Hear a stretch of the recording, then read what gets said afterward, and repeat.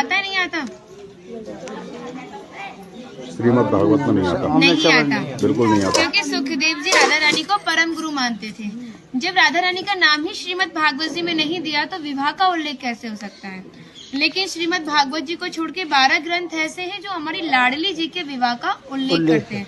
लेकिन जिस भांडीर वट के नीचे आप खड़े हो, इसका श्रीमद् भागवत जी के 10वें स्कंद के 18वें अध्याय में 22वां श्लोक कि बृहंतो बाहि मानस्य 4 यंत्रस्य गोदनम भांडीरकम नाम बटम जम्बू कृष्णम प्रोग्राम, यानी वृक्ष द्वापर युग में बहुत विशाल था, 4 योजनों में फैला हुआ था। इसकी जो सीमा थी वो 15 किलोमीटर में थी, तो इसको पंचकोशीय वृक्ष के नाम से भी जानते थे।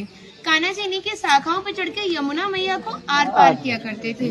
मान्यता है कान्हा जी की जो 9 लाख गाय थी, दोपहर के समय इसी वृक्ष के नीचे बैठ के विश्राम करती थी। तो माताएं जो भी माखन, मिर्ची, रोटी इत्यादि प्रसादों में रख देती थी, सभी ग्वाल वाल एकत्रित होकर दोपहर का भोजन करते थे। और भांडीर वन में सबसे बड़ा विशेष पर इसी प्रसादी का बताया गया है, क्योंकि आप कभी किसी विवाह में जाते हैं तो बिना अन्न प्रसादी के नहीं आते। आप तो लाडली जी के विवाह स्थली आए हो। यहाँ पर जो दुर्वासा मुनि थे, जो दूब घास होती है उसी का रसपान करते थे। ब्रज की गोपियों ने इसी वट वृक्ष के नीचे उनको 56 प्रकार के व्यंजन खिलाए थे। यहाँ पर राधा कृष्ण में मल्ल युद्ध हुआ था, उसमें ये तय था कि जो भी हारेगा उसको भंडारा करना होगा। तो जब हमारे कान्हा जी हार गए थे तो ग्वाल वालों के साथ मिलके यहाँ पे भंडारा किया, उसी के नाम पर इसका नाम भांडीर वन पड़ा। यहाँ पर ब्राह्मण पत्नियों ने भी कान्हा जी को भोजन प्रसादी खिलाई है, और ठाकुर जी ने ब्रजवासियों से ये टुकड़े मांग के पाए थे, तभी नाम दिया था इसका मधुकरी। मांग के पाना मतलब मधुकरी।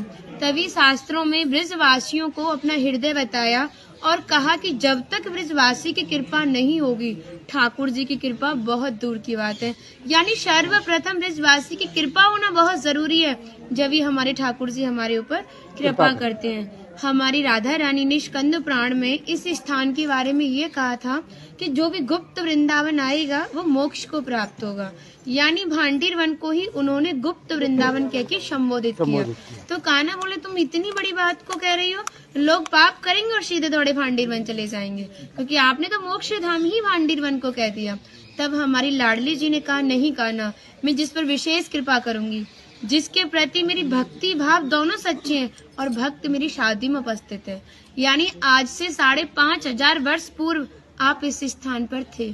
मनुष्य तो कोई था नहीं, तो अपने आप को कीड़े मकोड़े, घास फूस, पतझड़ इत्यादि अपने आप को मान सकते हो। जो भक्त उनकी शादी में उपस्थित था वो भक्त कई बार वृंदावन आएगा, जब जाके गुप्त वृंदावन आएगा, और डायरेक्टली नहीं, किसी न किसी के माध्यम से। इस स्थान तक पहुंचने के लिए माध्यम का होना बहुत जरूरी है, और सारा श्रेय भी माध्यम को जाता है, क्योंकि माध्यम ही हमें ऐसे दिव्य स्थान पर पहुंचाता है।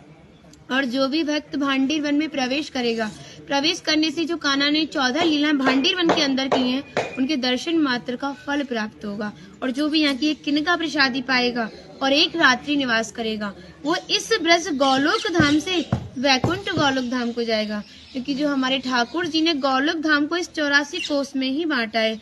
आप यहाँ पे जो भी दर्शन करोगे वो प्रकृति की देन के हिसाब से और मानव निर्मित दर्शन है, लेकिन आप गौलोक धाम में जो भी दर्शन करोगे वो ठाकुर जी के हिसाब से है। जैसे गर्ग संहिता के 6वें अध्याय का नाम है गौलोक खंड, आप उसका अध्ययन करोगे तो भांडीर वट का एक दिव्य वर्णन का अध्ययन करोगे। कहते हैं गौलोक धाम में ब्रिजा नदी के किनारे भांडीर वट है, यानी यमुना मैया का नाम ही गौलोक धाम में ब्रिजा है। तो यहाँ पर भी आप एक भांडीर वट के दर्शन कर रहे हो। कहते हैं लोकनाथ प्रभु जी ने कहा है कि अगर भक्त इस भांडीर वट का दर्शन कर ले, दर्शन मात्र से, स्पर्श की तो बात बहुत दूर की बात है, दर्शन मात्र से ही उसे दोबारा गर्भ में जाना नहीं पड़ता। यानी भक्त 84 लाख योनियों से मुक्त होके मोक्ष को प्राप्त करता है। बोलो राधे राधे राधे राधे राधे। माता जी का नाम है हिंदू लेखा, तो भगवान की राधा रानी की 8 सखियां थी, उनमें से एक है ना। और मन नहीं कर रहा कितनी तारीफ करे, वो है नहीं इसलिए बोल नहीं रहे, कृपा कारण स्टार्ट कर दिया।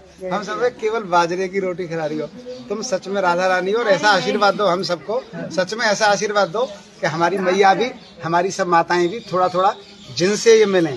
देखिए भक्ति का स्तर है, एक इतना बड़ा एक इतना है। तो इनको जो इनसे छोटी भक्ति में ये भी उनको कुछ ऐसी बातें बता के भगवान की ओर आकर्षित करें। सबको ऐसा आशीर्वाद दो। आप ब्रजवासी हो इसलिए सक्षम हो, दे सकती हो। बढ़े और ब्रज में वास ब्रज में वास हो।